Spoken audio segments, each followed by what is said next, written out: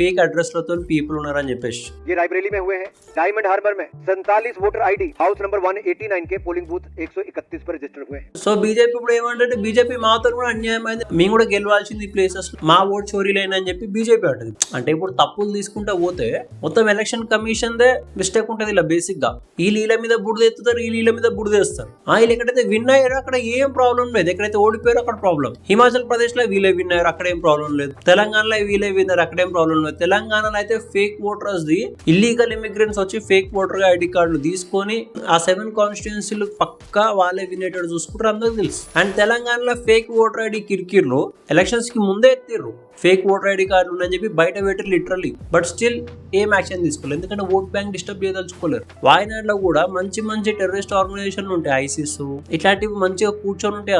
అందుకే ఆ ఏరియాల నుంచి పాల్గొని ఆ ఏరియాలలో ఫుల్ మెజారిటీతో గెలిచారు. ఇప్పుడు ఏంటంటే ప్రాబ్లం ఇద్దరికి ఉంది.